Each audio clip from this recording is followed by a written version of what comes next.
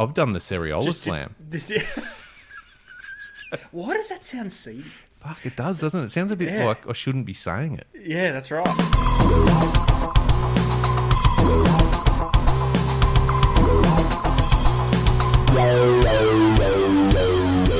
Hello, everybody. Welcome to the Deep Drop, the fishing podcast like you've never heard before. Why? It's because it's just... We ask a lot of questions, and do we answer them? Not really. Sometimes. Sometimes we do. But it goes in directions that I don't think any fishing podcast has gone before, Adam, and I don't think I'm crazy in saying that. We get a lot of feedback from people saying, what the hell is going on with this podcast? We love it, but where are you going with it? And we don't even know. I'm Luke McCredden. Adam Ring, you're with me. Does that make sense, what I'm saying? Can you put a bit more... 100%. Oh, that's okay? No, you nailed it, because the only thing I was going to add was no one knows what direction it's going in, including us. And that's because, just, peek behind the curtain for a little bit. Those that are wondering what we do, you and I do speak pretty much on a daily basis, but when it comes to recording this podcast, though we might discuss some ideas and some topics in general, we don't actually plan what's going to happen per episode. So, and then even sometimes we have a list of things, we start talking about the first one, that branches off into 8 different other subclasses of conversation, and we end up still with a list of other stuff, which is good because it means we've still got plenty of recording to do. It does. Plenty of shows to kick out, and I don't think we're ever going to run out of material. Well, the best part about it is a lot of the stuff we get is from you guys out there on Instagram. The Deep Drop is where we post stuff and we do all sorts of silly stuff, but you guys are messaging us all the time with ideas of things to talk about, and to be honest, that is absolute gold. We love it so much. Please do not ever stop doing that, because it is absolutely brilliant.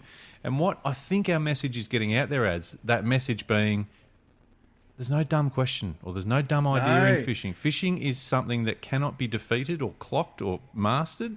It is the best sport, hobby, Olympic sport, whatever you want to call it, in the world. And it's good. There's no wrong answers. So we might take it in some weird and wonderful directions, but it's still relevant to the actual question. Because the point of what we do, Luke, and we've been doing this to each other forever, it's just challenging the mind. That's right. There's always a different thing to try. Now, whether that thing is successful or not, that's what we're trying to work out. Yeah. But there's heaps of little bits and pieces every single time that we go fishing, every single time that we have a conversation with someone. We pick up these little bits and pieces that are worth talking about, which leads me directly into what's going to happen on this episode of the podcast, Luke. Now, you've been away on a work trip. I haven't spoken to you for 7 days. Yeah, maybe 7 days, and you've been away on a fishing trip. Yes. And what we're about to talk about is the first time that I've heard on how this trip actually went. And I have been hanging for this. We purposely waited. Waited because I know where you went. I know the basic details of what happened. I need to know how it went. There's going to be so much to pull apart. Well, there's also a reason we haven't spoken in 7 days, is because I was in a situation where I couldn't speak to anyone for about 6 of those days. So it was amazing trip that I feel very privileged to have been on, and I feel like almost chauffeured around one of the most beautiful places on the planet. That's not even exaggerating either, Ads, but I'll tell you what, mate, it's hard to get back into the real world after a trip like that. Oh, mate, it's after I could go away for a weekend and fish a drain, and it still gets hard to get back into the real world. But first off, where did you go? Where did you go, and who did you fish with? All right, so I travelled over to sunny Western Australia last Sunday, a magnificent state that is, I haven't been to enough, to be honest, and it is a monstrous size. So it is, you're never gonna hit all parts of that state in a hurry. But fished the Abrolhos Islands. Now, for anyone who's looking at a map as we speak, if you head north in the car about 4 hours from Perth to a town called Geraldton, and from there we set sail and headed out some 30 or 40 mile out to the islands. Now, the Abrolhos is a group of islands, which is a fair vast stretch. In total, we travelled about I think it was about 180 nautical mile for the week we were out there. So we lived on a boat. We set out on a Sunday afternoon and didn't return to Geraldton or to mainland Australia till I think it was Friday afternoon. So it was a big trip, Ads, and it was probably the longest liveaboard I've been involved in. Well, that actually hits the first question, because I've never done a liveaboard trip. What?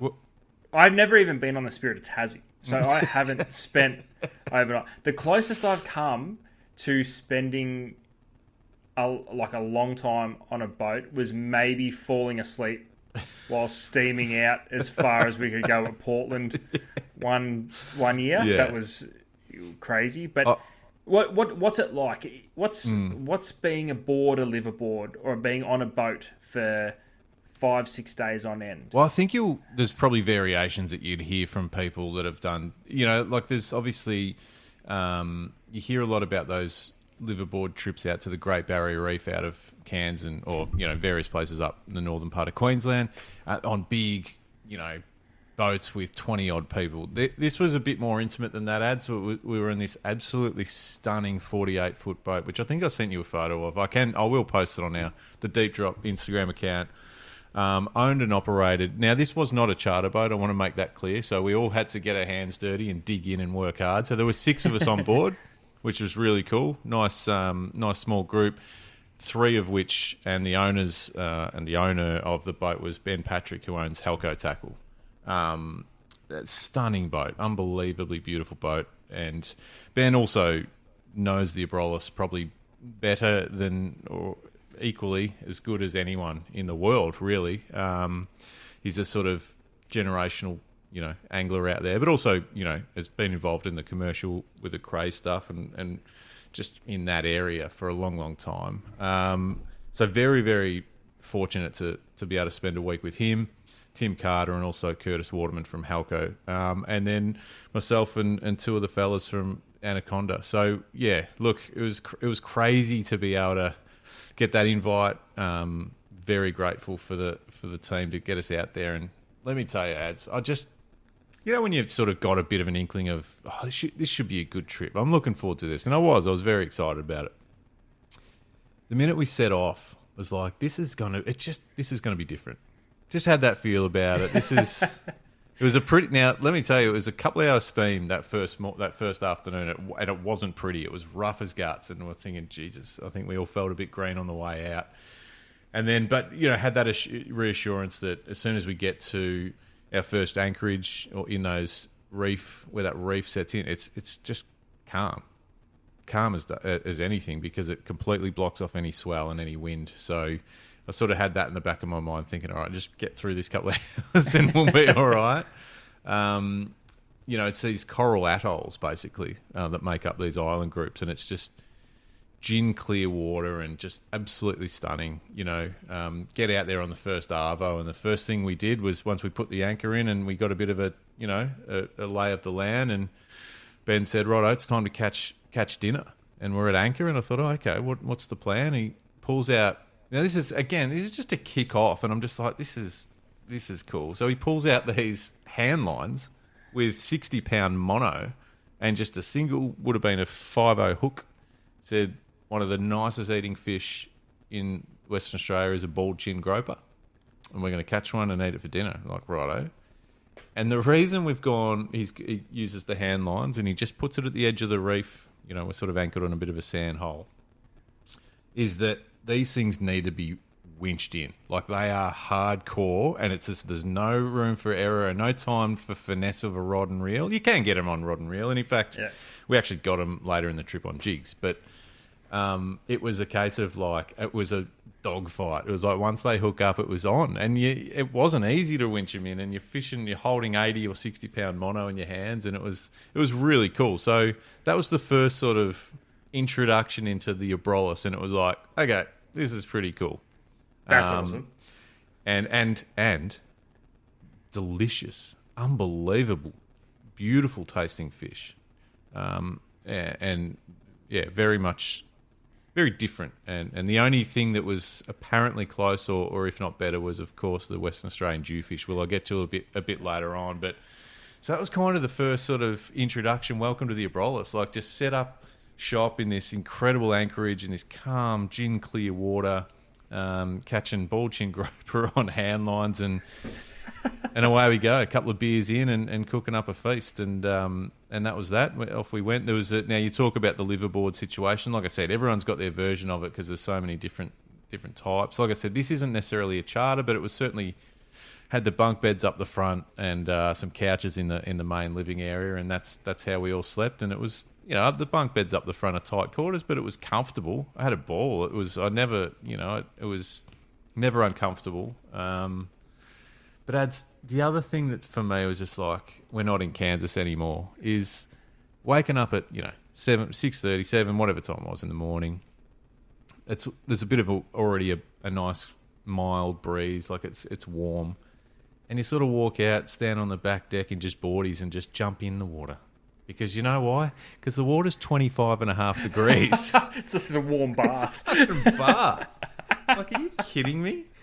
I'm like, wow, okay, well, this is different. And in fairness, they did say it was actually the warm currents had really pushed in. So that was a fraction warmer than it probably normally would be. So, and just give you a bit of a snapshot too, of why another reason the Abrolhos is quite a unique spot is it is the spot in Western Australia where the north warmer sort of temperature water hits the southern water, and what you get is the result of that is obviously it can bring in some gnarly currents that really stir the fish up, which is great, but also you get the mix of species. So.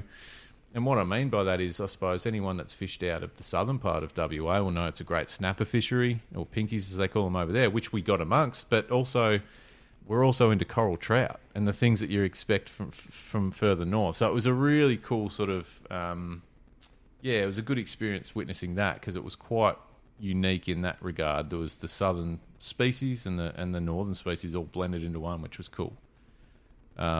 But mate, it just kicked, like, the fishing was unreal. So it just kicked into gear from there. And again, very fortunate to have Benny Patrick running the show. He had everything planned out in his head that he wanted to do. We got fortunate with some pretty good weather. And I think it was might have been day 2 where it was time to get amongst some jigging and soft baiting on some of the inshore or some of the reefs around the islands. And yeah, that was. You and I have done some jigging in our time ads, and we always have a ball doing it. When you're getting amongst some nice, what they call pinkies, but realistically most people would be happy with them in Port Phillip Bay, snapper, it was always good fun on a jig. They go pretty hard. But hang on, when you... All right. Sorry. It starts. Yeah. Don't stop. Keep it going. When you caught snapper, yeah, did everyone else on the boat get pretty pumped for it? Like, do they like, they're like, fuck yeah, like snapper? Like the locals? Yeah, well, no, just the other people on the boat. It was funny because I took the piss. The first drop, I think I got a snapper on a soft bait, and I said, boys, I haven't travelled fucking to the other side of the country to catch a snapper. Exactly the answer I was looking for, because there was I felt like the biggest knob. Because I did a trip one year to Hervey Bay, and we're steaming out in the morning in the dark, and they're like, we're going snapper fishing. I'm like, you're fucking kidding me, aren't you? I can do that at home. But they frothed on snapper. They did, yeah. No, they were pretty pumped. Especially, the boys there from WA. So there were only 2 of us from Melbourne. They were keen. They were pretty happy we got amongst them because, I mean, there's plenty of them, but I think they can be hit and miss. So we had no dramas finding them, and like I said, getting them on jigs, soft plastics. I want to be clear, I'm not shitting on a snapper. They're unreal to catch. It doesn't matter. They're an iconic species. Coming from Victoria, they are an icon of Victoria. They're the backbone of recreational fishing, and I could catch them every day for the rest of my life. I love them. But can I tell you a little something about the Western Australian snapper, though? They taste better. And here's why they taste better. Eating different food? They eat crayfish. Yeah. And they fucking taste better. And that's no exaggeration. Because we kept one... I've got to say, and I don't want to get too sidetracked, but I was so impressed. So their bag limits and stuff over there are a bit messy and a bit hard to understand. I'm not going to go through it right now because there's different catch limits and possession limits for demersals and blah blah blah. It's a bit all over the joint. But I can't stress enough how impressed I was when we could have had 1,000 fish on the deck over the course of the week, right? Which would have been illegal or whatever, but some people do that in those situations. These guys were the opposite. We've got one snapper, and I think we might have kept a coral trout. That's all we need, boys. From here on in, it's just catch and release. And to the point where when we fished a bit deeper, they're using release weights and stuff. Even if it probably might not have needed it. It was these guys. Yeah, there was no mucking around. It was like, let's get these fish back. We were later in the trip catching fish in deep water, and to the point where they're like, if you hook a decent fish, bring it up slowly. We don't want to rip it through the water column and fuck it, baratron or whatever. Anyway, I just want to mention that because I was actually really impressed with that. It was actually really cool to see. So don't get me wrong. We kept 1 or 2 fish for a feed daily, and we ate like kings because those fish were delicious. But anyway, so there was a bit of banter around the snapper thing, and I certainly I kicked it off with just, you've got to be kidding me. I've travelled all this way. But it was fun, and it was good. Look, as you said, they're good fun to catch on jigs, plackies and stuff. But then later on there was a mention of, we might go get some squid. That'd be good for a feed. And I said, guys. Yeah, come on now. You gotta be kidding. Unless we're catching them for live bait or something, we're not squid fishing. I said, if I catch a fucking flathead, I'm going home. Yes. Wake me up when we're off the flathead ground. But hang on. So the real question is, so did you end up going squid fishing? No, we didn't. But we didn't. So we at Anchor one night. Especially once it goes dark, the boat lights come on under the hull and around the back of the boat, so it lights it up, sort of blue, and all the bait fish and that cruise around. They had a few squid jigs on board, and I said, boys, blue ones, chuck us a squid jig. No blue ones, obviously. Nice. So you would have smashed them. And I got a couple of squid straight away, which we ate. Which was a bit of fun, but we didn't take any time out of the day for squid fishing. No. But I tell you what, like I said, that first sort of day, just bouncing along the reef with some jigs and plackies, I ticked off a bucket list fish of mine, ads, where I was really, really pumped about. And it wasn't huge, but it was certainly a decent size, and that was a Samson fish. Oh, nice. Yeah, yes. In really shallow water actually, and then a couple of the boys got hooked up straight away, and they got railed actually and lost their fish, but. So I was pumped about that. It was just the one that I'm happy just to say, yep, tick, done. Yep, you've held one in, held it, nice. And I had this weird feeling because you know how much I love yellowtail kingfish, and obviously Samson fish are part of that Seriola family. And I thought, I've got 2 of them. I went to bed that night without a word of a lie, and I'm like, all right, I need to plan a trip around an amberjack. I know they're not. I know they're not a glamour that necessarily held in high regard, but I'd love to get the trifecta. Yeah, you know what 100%. I mean? Like, wouldn't that be cool? I'm just like, do they fight similar to kings, the Samsons?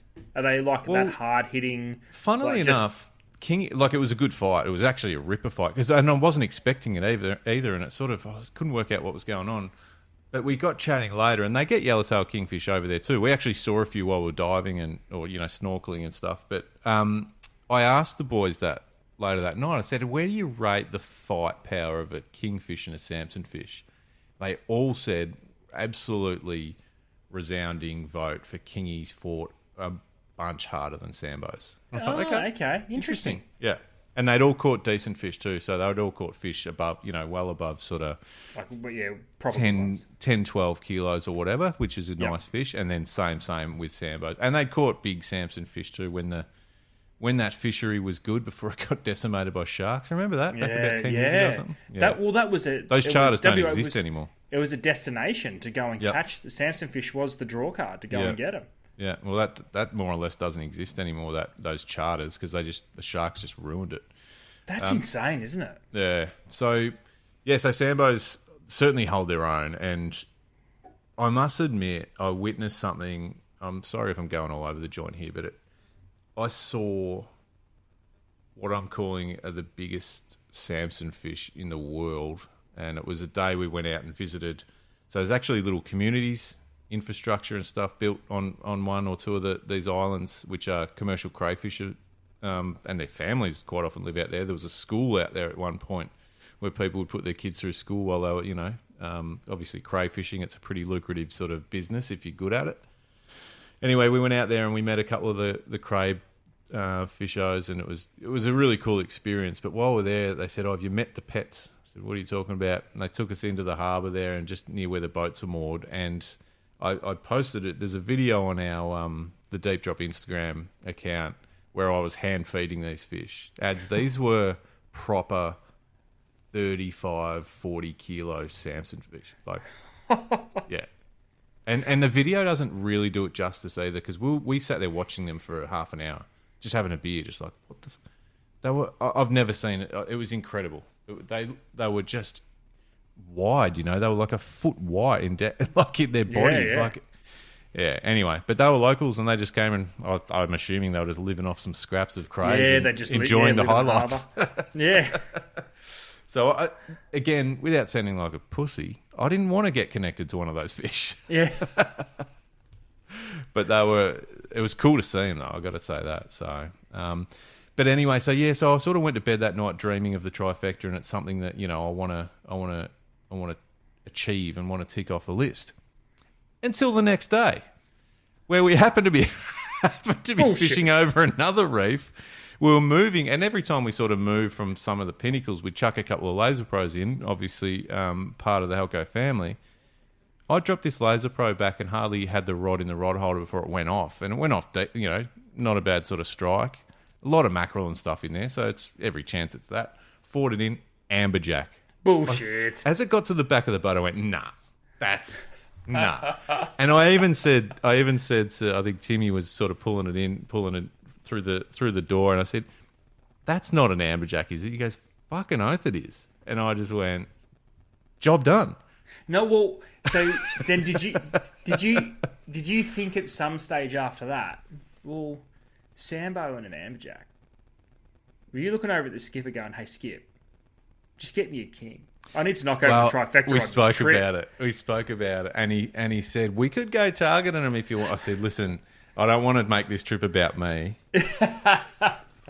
But yes, let's go. Let's do it. No, we didn't. But like he said, he goes, "You're every chance of getting..." There's kingies everywhere around there. We actually didn't get one king for the trip, which was funny, because he said, "Amberjack, rare as hen's teeth." He goes, "I can't believe you caught that. That's ridiculous." That's awesome. So I kind of was, in a weird, unusual way, looking forward to coming home and planning a trip around Amberjack. And I'm like, I don't have to anymore. And it wasn't... Listen, the amberjack wasn't big, but I don't even care. It was... it was an amberjack. That's all. Photo evidence, and Sambo, amberjack, tick, and obviously... it would have been cool to get a kingy there just to tick them all off in the one spot, but I think it was fair to say we've caught enough of them to sort of warrant that we've got plenty of them. So the Ceriola family, I mean, we spoke a long time ago on the Deep Drop about the Grand Slams. Yes. I've done the Ceriola Slam. Why does that sound seedy? Fuck, it does, doesn't it? It sounds a bit like I shouldn't be saying it. Yeah, that's right. Am I saying it right? Let's roll with it, and congratulations to you. And I'm pretty sure we just found a line of merch, the Ceriola Slam. Fuck, and it's something that could be done in a day too up there. Didn't even think it like that. It's a prop, yeah. But I've done it. I'm saying I've done it. I don't care if it wasn't all in one day. Yeah, lock it in. Far out. The Ceriola Slam. Do I get something for that? Can you organise me something? I feel like I want a prize. There's got to be some sort of trophy. But that was cool, man. That was it was cool to see. Like, just the array of species on these reefs was nuts. And this is all in the pretty close in sort of shallow reef ground too. So we hadn't even really touched the sides when it came to some of the blue water stuff, which was kind of crazy. But and some of the mackerel fun we had just with stick baits, and I don't know if you've seen the Helco Sly Dogs ads, but they're a wicked little, fairly basic. Well, I don't want to say basic, but fairly straightforward looking stick bait. But do you know what I learned? And you'll appreciate this too. what I learned is when you think about a Halco Laser Pro, or a Rooster Popper, you go, they just work. Yeah. No one's. When was the last time you heard someone have a fault with a Laser Pro? Yeah, never. Never. And you just take that for granted a bit. But what I realised is the amount that these guys put into making sure that it gets to that point. I probably overlooked that and underestimated that. And because I've seen it now, because they're working on another lure at the moment, that I'm watching how much effort they've been working on for probably 18 months. And we ran it a few times when we were there with them, and they're like, yeah, it's nearly there. And we're catching fish on it. And they're like, just got a few tweaks. And I'm like, yeah, okay. I'm impressed. Yeah, they've got the vision there. It's not just a caught a fish, put it in production.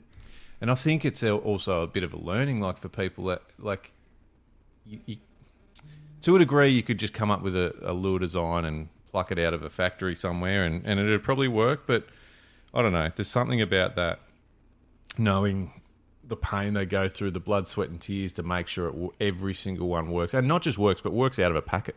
Straight exactly. out of the box. So first time every time. Yeah, so that was pretty cool to see. But yeah, those Sly Dog stick baits, I probably underestimated and underrated them too. They had a wicked action on them for the sinking stick baits, so that the fall and the flutter on them was sensational. And it didn't take long before you're chucking them over a bommy or a reef that trout, mackerel were just all over them, ads. But it leads me to probably the fishing highlight of the trip for me. And I don't even think I've spoken about this at all, actually. Because, no, I wouldn't have. And I hope you love this. I hope the listeners love this too. For me, this is sport fishing, casting, top water action at its absolute peak. We cruised out into the blue water stuff, and there are fads. There are very widespread. So there was one not too far from where we were. When I say not too far, it might have been 10 mile sort of steam or whatever. And headed out there. And once we got close-ish, a couple of lures went in the water. And seriously, the first lure didn't even get to the point of where the drag was going to be set. It was eaten. And we're like, oh, wow, okay. And as soon as it got... By the time the person who grabbed that rod was halfway through that fight, we were pretty close to the fad. And me and Curtis, who were sort of standing on the deck, just having a look to see what the fish was, caught a glimpse of what, you've probably seen it, ads, and lots of people have, hopefully. And if not, I hope that you get a chance to, anyone out there listening. The neon blues and greens of Mahi Mahi in full lit up action. See, this is nuts. I've never seen it, so I've never caught a dolly, and I don't think I've ever even seen one in the flesh. But I've seen they do get a few at Portland at certain pockets of the year, but they're not. They're really dull and silver. I don't know whether that's a male female thing. I don't know whether it's a cold water thing, but. When you see those traditional, it's almost like you know what it is? It's Australian green and gold. That's what it is. And mate, it lights up the ocean. Not even if you. I sent you a photo through before, and I'll post it again on the Deep Drop Instagram. If you open that up while I'm talking, ads, there's a photo in there where one guy's tracing a dolphin fish in, and another one's behind it, and it looks photoshopped how lit up they are. It is proper, incredible colour. But basically, yeah. So as soon as we saw those flashes of colours, we looked at each other and went, stick baits. So we've sort of clambered across the deck to climb up the gunnels, grab these rods out of the rocket launchers, and both just launched these stick baits in. And what I didn't realise at the time was the rod he handed me, and I just was in excited mode and just fucking banged a cast out there and was hooked up before I, just saw that. Actually, it was a few twitches of that stick bait. I'm talking like 2 or 3. And to see these neon blue, green and yellow flashes just slashing at it was like, I'll never forget it.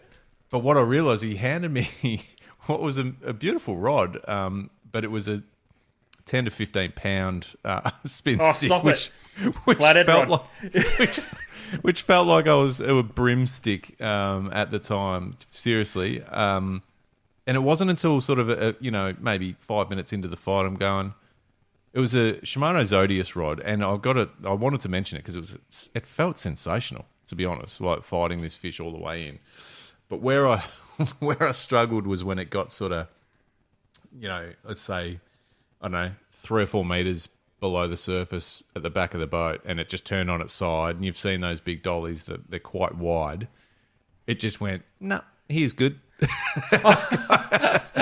And I struggled to pull it in, and eventually it got to the point where I started doing those ones where I'm just holding the spool and just winching, and I'm like, if it pops, it pops. Yeah, I've seen it. It's big, it's awesome, it's colourful, but we need to get it in the boat now. But I managed to sort of just turn him a bit, and he come up, and we kept that. That was the only one we kept for the day because obviously they're a good feed, and it was sort of in that 10-12 kilo bracket. Awesome. And even when they were coming up, like, Ben, again, like the excitement, I always get a kick out of watching the locals. If they're getting excited, you go, okay, this is pretty good. Yeah. I think Ben made comment of it's the biggest dollies he's seen in Western Australia ever. So it was kind of, and there was just shit like there was so many. It was really good. They were just swimming up the boat. Like, it was nuts. That's the best. And those, like you said, the sort of, I've caught small ones out of, actually, Narooma was the first time I ever caught a dolphin fish, and it was out near the shelf on a floating wooden pallet. We just happened to cast a few metals past it and hooked up. But they were very small, skinny, and didn't have a lot of colour to them. They were colourful in the water, but not lit up like this. These were the big bulls, you see the big heads. And that's so good. That was a cool trip. That was definitely a highlight for me. I mean, to do that and get those fish, but to do it on top water was pretty nuts as well. We toyed with the idea of staying there longer and just taking hooks off and just watching them smash poppers and stick baits, and because we also using that rooster pop as well. The other thing that's interesting, Ads, and I want to put this to you and anyone listening too, the stick baits that we used, well, and we used a couple of different sides, but the ones that kept getting just annihilated for the whole trip, whether it was a big Spanish mackerel, whether it was a trout over a bommy, or whether it were these dollies, was 105 mil. Now, when you look, and even that photo, and I'll post a photo of the dolphin fish that I was holding. Look at the stick bait; it's pretty small. Yeah, 105 mil is, 100 mil. You'd cast them for salmon down here. It wouldn't even really be a big salmon. I'm just trying to think of some of the stuff. That I'm sort of selling. 100 mil. It's not. Remember huge. that even when because I was starting to think about this too. Like, remember the most popular snapper soft plastic in the day was 110 mil flick bait. Yeah. So you're talking about that size, and it made me think of the bluefin fishery. And I know that there's all sorts of different sizes and styles that get bites down here, but it kind of had a profile that was heavy enough that you could bang them out a long way if you needed to, but pretty small baitfish size, you know what I mean? So it was good. It was interesting. It feels like a good size where it's not too small that it's gonna hard to be noticed by the fish, or it's gonna be like do I really want to work hard for that? Yeah. It's not too big that they're gonna eat once and not eat anymore. It's a perfect snack size, isn't it? Yep. If you think 100 mil, and go back to the old 110 mil flick bait. It's just I'm not really hungry, but I'll have a nibble on that. I'm happy to feed on its size. Yeah, 100 mil bent minnows, not a small, not a big thing for flathead and brim. Like, do you know what I'm saying? So it's like it's crazy to put things into perspective like that. Even some of the rooster poppers we used. If you said you're going, 50 mile off the coast of WA to blue water chasing mackerel and dolphin fish, you'd probably be looking at the biggest rooster poppers in the tackle box. Like naturally, like you just think that way. You know what I mean? But it couldn't have been more different. And it actually brings me to another point that I was actually been looking forward to talking to you about, and it's the mentality of fishing tackle. Now, again, I use that example. If you said to me, or if I ask you and I'll ask you the question without notice. If I say, Ad, you're going to WA, you're chasing dolphin fish on the top, they're going to be 10 kilos. They're going to be, even if I said 8 to 10 kilos, so decent fish. There's going to be Spaniards around. You're every chance of a yellowfin. You know, like when you think about your rod and reel outfit, what are you thinking about? Straight away, my mind goes to for a blue water setup to do all of those things you just mentioned. Maybe can I take 2 setups? Yeah, like a 30, 30 to 50 pound is the straight away. Like if I'm not sure what's going to be there, but I know we're targeting bigger things, it's just a 30 to 50 pound spin outfit. But then whether it's the coral trout to maybe some of the smaller pelagics, the spotty mackerel or the shark mackerel or whatever, maybe like a 10 to 20 pound outfit. But the 10 to 20 pound there is solely as this is just I've caught fish, now I'm going to have fun outfit. Going to fuck around. Whereas that 30 to 50, maybe a 20 to 30. But it's funny because the lure size that I would think automatically would be 120 to 150 mil. Yeah.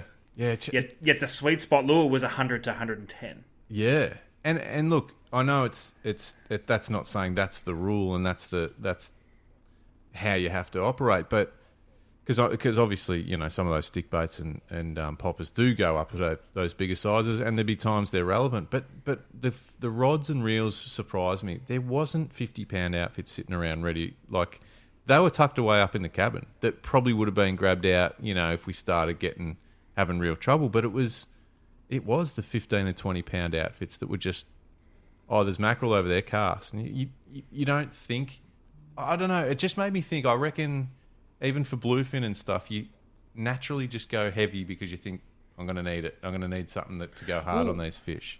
I've been beating this drum for way too long now in relation to our own bluefin fishery, realistically.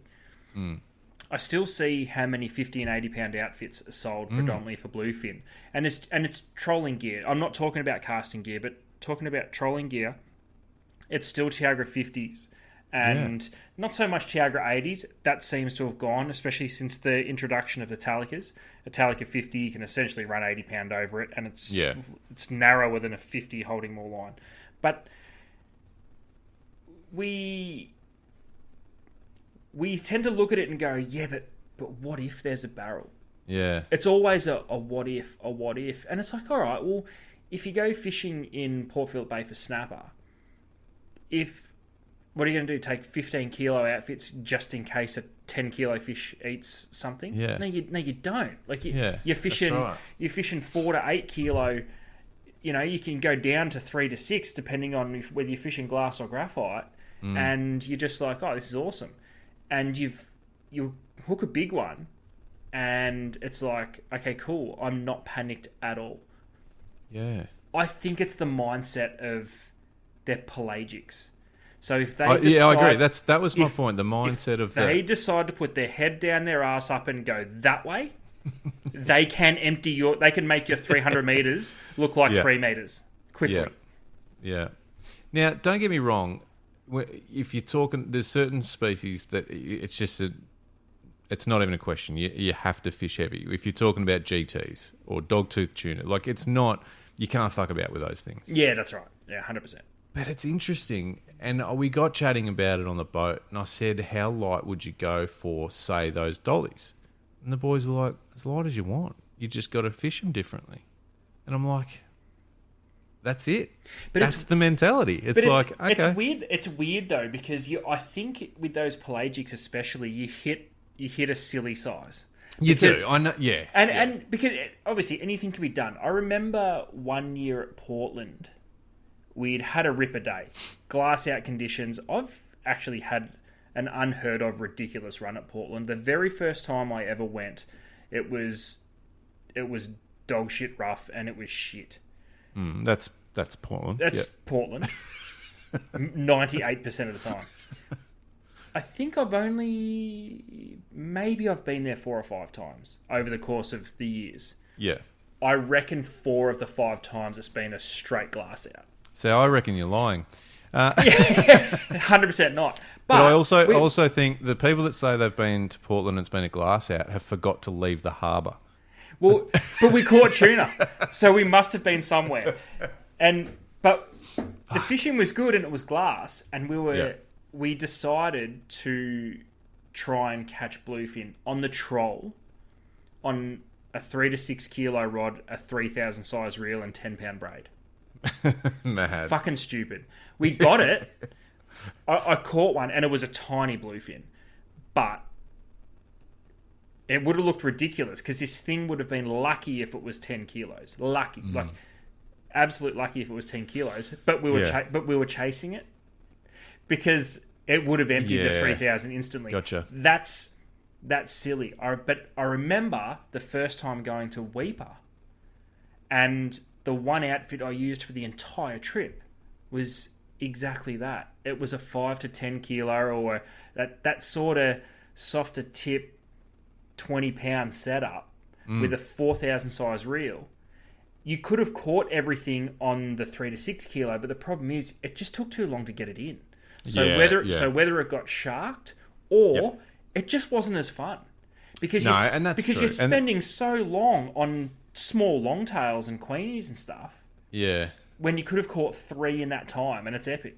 And there comes a time when you look around and your mates are going, "Come on, mate." Yeah, you're fucking this up for everyone now. But you're right, and that's the thing. Like there's other elements. So yeah, you could probably hook one of those dolphin fish where we were on 4 kilo or 2 kilo outfit.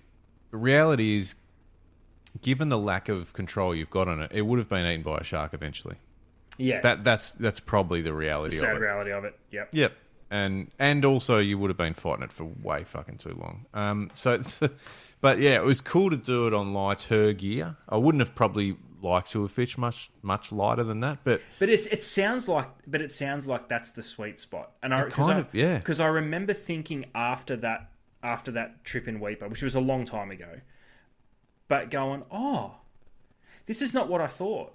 I could literally take this one outfit all around the country and catch everything from Spaniards to golden trevally to dolphin fish to black Jew to barramundi, and just one outfit. Just a simple 20-pound outfit with 20-pound braid on it. I can fuck around with my leader size if I need to, but I can cast accurately, I can fish efficiently. If I get something on the larger end, it's going to test me, but I can do it. But I'm going to be able to have fun on 98% of the stuff that I'm going to catch on it. Yeah. It's pretty good, actually, isn't it, when you think about it like that? But we also know if we were going to do a trip like that, we're not taking just one outfit. No, exactly. I would actually, I thought of a few, because interestingly, the trolling outfits these guys used for, Laser Pros and the Maxes and that were accurate reels. Ooh, okay, you're talking my language now. So they were overhead. They were overhead? Yes. Yeah. Okay, accurate. That's interesting because that's the well, I'm guessing they swear by them. Well, we had a really good chat about them because, and I've used them in the past as well. Bulletproof reels, yes, like they're just absolute dynamite. You can catch anything from anything. Oh, I'm going to just leave it there. You can catch anything on them. The issue is spare parts. If they start wearing out and breaking down after a while, are an absolute nightmare to get a hold of and cost the earth because you've got to get them in from the States or whatever. Yeah, because is there an Australian distributor for Accurate? I don't think so. So, yeah, that's probably the downside. And they spoke about that, and they do have... But the other thing is they've got now, what are they, $600 reel sitting in the cupboard because they can't get spare parts for it. And it's like, that is the downside. But apart from that, like, Jesus, beautiful. They had a few different sizes and, magnificent reels. Were you jigging with spin or overhead? No, we were jigging with spin. And you know that I prefer overhead. Yep. Look, don't get me wrong. I'm happy with spin. Like, it's fine. But I was interested to see that. I thought, and I raised it a couple of times. I thought, no, we just use spin outfits. I'm like, yeah, cool. Fair. But it lends itself because of the you might be jigging. If I went now and took I didn't have to take gear. They had all that, which was awesome because this flying with fishing rods and shit's a pain in the This is the ass. best. So having just done that trip that you've done, if you were going back tomorrow, run me through the gear that you're taking. No bullshit. You can take as many combos as you want. But if you had to go and arm yourself for that exact trip that you just did to the Abrolhos Islands, bearing in mind that you're doing everything from trolling to jigging to casting, run me through what you're taking. I love this shit. I love it. I love it so much. It's funny because I think I've already got the outfits that I would love to take back there for jigging. For jigging, I'm talking. So, and you know what, you've used my stuff as well. I've got my favourite jigging outfit is a Trinidad 16 narrow on a Venom rod. Yep. Which would do everything there, no problem at all. As far as longer, so a bit of a slow pitchy. Is it like a 6'2", 6'4", or is it a short? No. It's a short rod, nice, and it's just one of those old school Venom rods that just loads up from the butt and it just feels sensational. Nice. But then I would have a slightly lighter outfit too, which would still take care of most things there, but you'd have more fun with, which is the Trinidad 16. The 12. Yep. Is that what we've got? We got the 12s before when they discontinued them. Yep. They didn't even release them. No, they didn't. No, it was just they had a handful, and we said thank you very much. That with what I found to be the only rod at the time that I was really happy with the matchup. Die with Demon Blood. This is controversial because it's a Daiwa rod, and it is the Demon Blood. Yep, I remember when you bought it. The red one, and I still love it to this day. And it's those two outfits for jigging, I would have so much fun with, and confidence that I would get most fish. Yeah, and I would have loved to have really loaded up on some of those trout or sambos on that Venom rod. And you reckon you would have? Okay, so you reckon you would have used the Trinidad 16 and so the heavier of the two jigging outfits. You would have used that majority of the time. Depending on where we were, I think I definitely would have used that when we were using big, heavier jigs in deeper water. Not that we used anything crazy heavy, but it's one of those things I'd probably start with it to get a few runs on the board and get a bit of confidence up. Yeah, nice. But I also think that the majority of the fish that I caught jigging, the lighter outfit would have handled no problem. So what sort of jigs? That 120 gram range, 120, 150? Exactly. 120 was pretty much what we dropped every time. Nice. That's not that heavy for a jig, is it? No, it's not. But it's like I said, there were a couple of the deeper reefs we probably could have gone up to 200 without it being sort of overboard as well. But so that was what I was thinking the whole time. I'd love to have that. As for casting, I reckon, again, just thinking about what I've got without having to, without just saying, I'll just take a Stella and everything else. I don't have any Stellas. Yeah, like not even specifically like an actual, but like just the sizes or whatever. Yeah. Yeah, well, I reckon straight off the bat, I 100% would take exactly what you said before. I've got, I think you've got the Samurai 302, the old reaction. Yep. I honestly reckon I'd love to take the 302 with a like a 3000 size reel. Nice. Not that I don't know how much I'd use it, but I would definitely get it out every now and then just to test the water. Just to fuck around and find out. Yeah. Other than that, a 5 to 10 kilo rod with a 5,000 size reel and 20 pound braid, maybe perfect. 30, perfect, would be awesome. And then I reckon I'd take one that's sort of, I don't want to, 8 to 15 kilo, like a PE3 casting rod type thing. Yeah, something like that with just a deeper spool that I can run maybe 40 pound braid through or something. Oh yeah, so like a 10,000, a compact 10. 8 or 10,000, and that would be the one that you'd just be able to throw at anything. But then you just progressively fish lighter as the day went on. Nice, nice. So, I mean, there's 5 rods and reels that I'm paying extra luggage for. I love it. And trolling, you just use a dirty 15 kilo roller tip. Well, again, trolling. Yeah, they were roller tips. Yeah, they were. And it didn't matter. There was a bit of a mix of rods we had. So, yeah, I wouldn't be fussed. Funny, I'm not fussed about the stick when it comes to trolling that sort of... And you're basically only trolling there between islands, aren't you? Or between spots. And even and we only you just mentioned a Tiagra 50 wide before. We pulled one out at one stage because we had a bit of a steam up and we were out in beautiful blue water and the boys just went, fuck, there's got to be a marlin here. Let's put out a dirty big skirt and see what happens. There was sailfish and spearfish caught like a couple of weeks before and we didn't raise a marlin, but it was cool, the prospect of it. We actually nearly ran over a whale shark, which was kind of cool. That would have gone hard. It was. I was just happened to be sitting sort of on the gunnel, just cruising along as we were trolling, and this thing appeared. I could have touched it. Like it was. I thought, shit, we must have just about hit that thing. Anyway, we went back. We pulled the lures in and thought we'll go and jump in the water with it, but it fucked off pretty quick. I think it probably scared itself. Scared the shit out of it.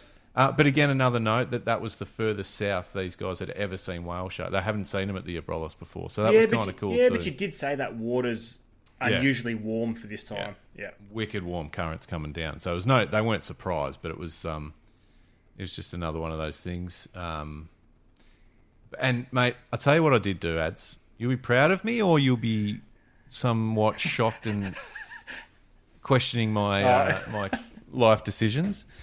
It was just in the moment. We went for a cray dive. And when I say dive, snorkels, and it was one of those... I did have a couple of moments where I was Hang on a second. Hang on. Yeah.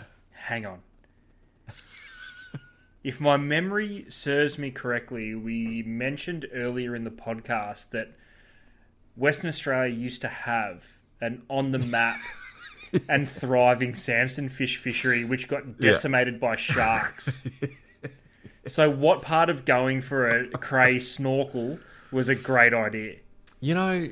Or was it you were just stuck in the moment when in right? I was in the moment. The boys were jumping in left, right and centre. I'm like, yeah, fucking let's go. There were plenty of times that the guys were telling us stories, whether it was while we're out fishing or over a few beers at night, of these shark attacks and like this horrendous stuff happening. And I did question their timing of telling us that while we're out on the boat at the islands, and they just had a giggle. But then for some reason, when it came time to jump in, all that shit just disappeared. And fuck that. Listen, it was, if they were in, I'm like, okay, they're confident. I trust them. And I went in. There was a couple of moments that we didn't listen. When we were in the water, I never saw a shark. So I just want to put that out there straight off the bat. Yeah, but they're the ones that get you, mate. It's the ones you don't see. We only saw one big fucking tiger, and I thought, Jesus. We got harassed by bronzies a little bit, and there was some big fucking bronzies too, like well fed. Yeah. But there was a couple of moments in the water where I thought, I don't like this. There was one day that, now I've said off the top, the water was gin clear. It was just the clearest water I've ever seen, and incredible visibility, like 30 meters visible, like, it's crazy. One of the days we were in on this shallow reef where there was a fair bit of tide and swell pushing up against it. And when we jumped in, it was quite murky. It was a fairly early in the morning, overcast day. I've jumped in the water, saw how murky it was, and went, this doesn't feel right. I'm burly, yeah. It just had everything. Nothing felt right about it. But we stuck it out we were probably in the water for half an hour, so I was happy to get out of there. But one of the days, because we're talking, you've got to duck dive down, get right under these ledges. I haven't done this shit before. And you just don't want to be throwing your hand in that shit. What if you're throwing your hand into a fucking moray eel den, not a lobster den? A den. I don't know. But I will say, I'll tell you what though, and you see, on YouTube and that people that do this sort of stuff, and they're right in there trying to grab one. Mate, some of the ledges that we looked under were fucking loaded with cray. Like, I'm talking, they were piled up on top of each other. And are they those painted crays? Like, they're all the wicked colours and shit? Nah, we didn't see that. They're the I can't remember the name of those. No, these are the red, the proper. Yep. Fucking delicious ones. Yeah. But listen, and you'd come up and you'd have cuts all over you because the coral cut you to pieces. But it felt good. I was in the zone. I was with the boys. No, a bit of blood in the water, like nothing. Fucking hell. Hey, just for the record, I didn't actually manage to get a cray by hand because I realised it's fucking way harder than it looks. I think I got my hand on one, and I'm pretty sure I saw it stick its finger up at me and go, "You fucking got no chance, Who's sunshine." this stupid Victorian trying to do this? Yep. The other thing I realised is I can't hold my breath that long. Just not conditioned. I'm watching the boy, the Halco boys diving in and stick it, like, to the point where you can only see the bottom half of their legs sticking out from these ledges. Even and that. They're in there for a bit, and I'm going, do I duck dive down and grab their feet? Do we have an issue here? And then they'd cruise up with a cray in their hand, like, and they'd get to the surface and they're not even puffing. Yeah. Meanwhile, I'm just breathing through the snorkel, fucking struggling to survive. Hyperventilating. You're not from around here, aren't you? No, I was clearly a tourist. But, mate, it was a great experience. It doesn't make me want to go and do it down here, though. I don't know. There's some, obviously. Yeah, for a starter, the water's not 25 degrees. For a start, I'd have hypothermia 2 minutes after jumping in. But the thought of tiger sharks was always there.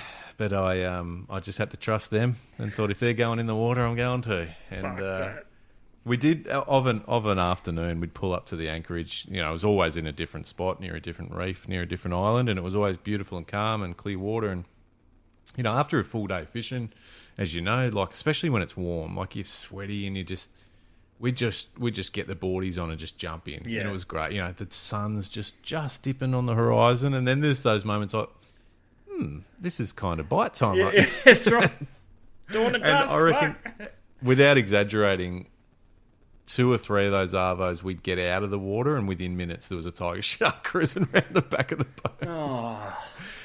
And it was, but those guys are like, oh yeah, no, they're fine. They're just pets around. Yeah, they're here. fine until they fucking eat you. So it was a full experience, Ads, and I hope one day I can get back there, and hopefully you can come. And mate, it was more than I'd ever expected. It was the best. It was the best fishing trip I've ever been on because it was more than just fishing. There was the diving and whatever, but there's also so much history out at those islands that I'd read a bit about before the trip, but I'm going to read more about even now. There's a whole story about the Batavia, which is the shipwreck out there that we dove on, which was fucking incredible. A ship from Holland that wrecked there in the 1640 something. So we're talking 400 years ago, Ads, and like without exaggerating, like the cannons are still in the water, and that's pretty cool, actually. I went and even touched it because I'm like, when am I going to touch a fucking, and to think that there was cannons on board that were potentially firing off at fucking pirates and shit 400 years ago, like it's wild, and it is wild. It's a really fucking wild joint, and it's just beautiful in the all the nature, all the wildlife. It's just stunning, and really, it's interesting. The guys there said that there's there've been talk for a long time about marine parks in that around that area, but reality is that, to their point, 9 months of the year it's unfishable because of the weather. Yeah, so it's kind of its own marine park. Yeah, it's self-regulated. Yeah, and we had good weather, but there was still days it blew up, and it's always going to be the case because it's right out in the middle of the ocean.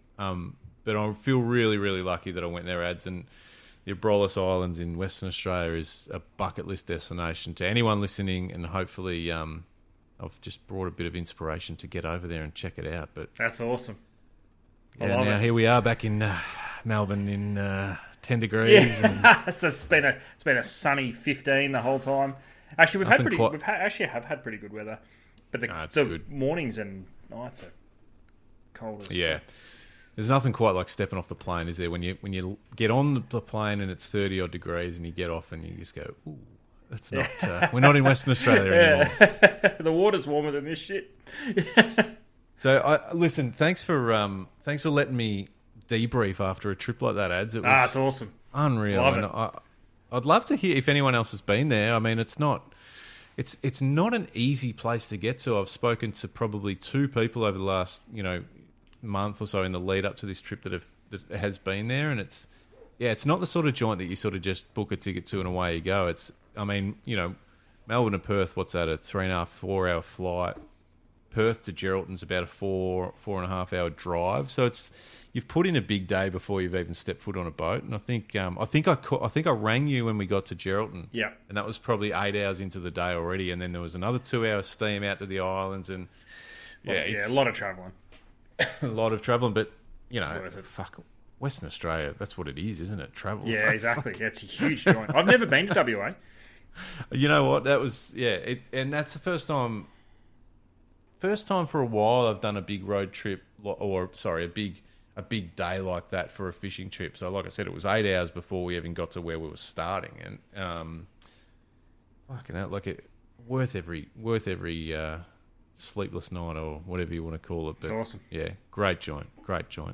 So let us know. Get in touch. I'd love to hear from you if you've done that trip, been out and experienced the Abrolhos. Hopefully we can get out there. I think we need is that the deep drop Christmas party this year? Or? Oh, sign me up.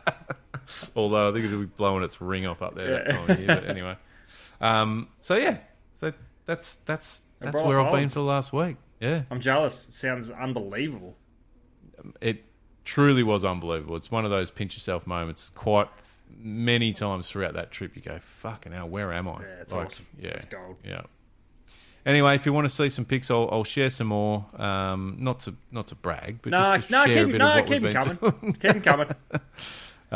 Seriously, go on there because there is a video on there where I'm hand feeding these Samson fish. I want to check that out because it's bloody. They're crazy size, these fish. Yeah. So anyway, that's just about us for the night. Don't forget to check out the deepdrop.au. Yep. Don't forget to jump on Instagram and have a look at all the madness that's happening over there and keep the videos coming. I do want to say apologies for not responding or getting on top of all the videos yet. I have been bombarded with them, but don't stop. Keep them coming. There are a lot sitting in the saved pile. There's some there's some fucking stupid ones, but that's fine. I love it. I'm going to react to them all. There's some just weird, wonderful shit, which is brilliant.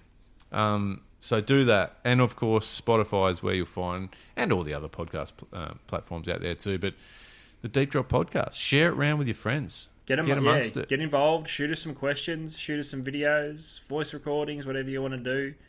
Exactly. Luke will listen, tell me about it, and we'll talk about it on the podcast. Yes. That's just reality. All right. Well, thank you, everyone, for tuning in. We'll see you again real soon. Thanks, Ads. Have a good week. Peace.